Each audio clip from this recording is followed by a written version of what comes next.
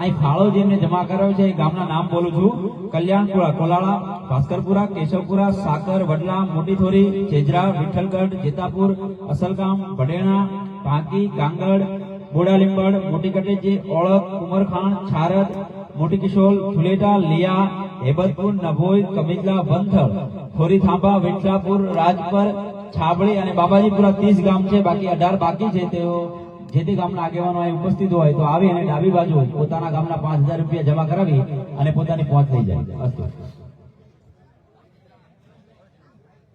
બધા હાથ ઊંચો કરી મારી સાથે બોલ છે: જય જય કોળી સમાજ. આજે વસવેલિયા મુકામે આપણા સમાજના સંમેલનમાં ઉપસ્થિત આપણા કમિટલા 48 ના પ્રમુખ પરસોત્તમભાઈ માલકિયા, મારા દાદા અને સુરેન્દ્રનગર જિલ્લા પંચાયતના ઉપપ્રમુખ જગદીશભાઈ મજેઠિયા, આપણા જિલ્લા સદસ્ય અને મહિલા અને બાળ વિકાસના ચેરમેન જગદીશભાઈ વડલાણી, આપણા રાણાગઢ 52ના પ્રમુખ અને એમના હોદ્દેદારો, માણકોલ અને જાપ 24ના પ્રમુખ અને એમના હોદ્દેદારો, આપણે કશ્યપ ફાઉન્ડેશન ટ્રસ્ટના પ્રમુખ અને તમામ ટ્રસ્ટીશ્રીઓ, મારા યુવાન મિત્રો અને મોટી સંખ્યામાં ઉપસ્થિત સમાજના તમામ વડીલો, ભાઈઓ અને બહેનો, મને શિક્ષણ વિશે વાત કરવાનું કીધું તો હું શિક્ષણ વિશે થોડી વાત કરીશ. હાલના સમયમાં તમામ સમસ્યાનું જો એક મૂળ હોય ને તો એ શિક્ષણ છે. જો શિક્ષણમાં સુધારો થશે તો જ સમાજ વિકસિત બનશે. શિક્ષણ એટલે આપણે ખાલી એવું નહીં સમજવાનું કે ભણી અને કંઈક ગવર્નમેન્ટ નોકરી લઈ એ શિક્ષણનો સુધારો, પણ દરેક વ્યવસાય માટે શિક્ષણની જરૂર પડશે. આપણો સમાજ મોટા ભાગે ખેતીના વ્યવસાય સાથે જોડાયેલો છે, તો ખેતીના પણ દવા, ખાતર, દરેક એવી બાબતો આવશે. જો તમે શિક્ષિત નહીં હોય તો તમે અહીંયા જ રહેવાના છો. એટલે આપણે શિક્ષણનું પ્રમાણ વધારવું પડશે. સમાજ તમામની મહેનતથી અત્યારે આપણે વિઠલાપુર મુકામે કન્યાઓ માટે સ્કૂલનું સારું એવું સંચાલન ચાલી રહ્યું છે. આપણા છોકરીઓમાં શિક્ષણનું પ્રમાણ વધી રહ્યું છે. તેની સાથે સાથે છોકરાઓમાં પણ શિક્ષણનું પ્રમાણ વધે એ માટે આપણે બધા ઘણા સમયથી વિચારી રહ્યા છીએ કે કુમારોનું શિક્ષણ વધે એ માટે આપણે કંઈક મહેનત કરવી જોઈએ. તો આપણે આ બાબતમાં અભિનંદન આપશું કે આપણા વડલા ગામના રામજીભાઈએ આપણે કુમાર શિક્ષણનું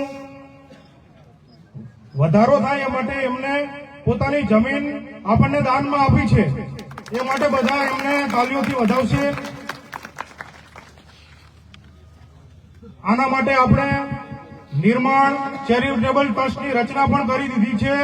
એ ટ્રસ્ટનું રજીસ્ટ્રેશન પણ થઈ ગયું છે અને આ ટ્રસ્ટનું વિઠ્ઠલગઢ મુકામે બેંકમાં ખાતું પણ ખુલી ગયું છે.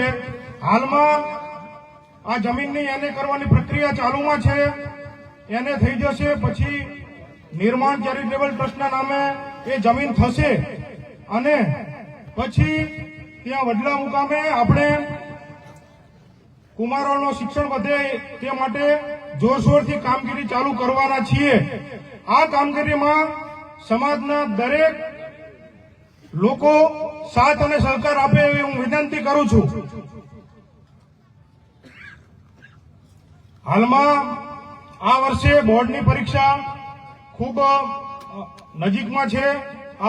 દર વખતે બોર્ડની પરીક્ષા લાંબા ગાળામાં હોય છે, આ વખતે નજીકમાં છે. તો જે પણ વાલીઓના સંતાનો 10મા અને 12મા ધોરણમાં જે અભ્યાસ કરે છે એમને અત્યારે ઘરમાં તમે એવું વાતાવરણ ઊભું કરજો કે 10મા અને 12મા એમનું રિઝલ્ટ સારું આવે, એમનું મનોબળ મજબૂત કરજો એવી હું તમામને વિનંતી કરું છું.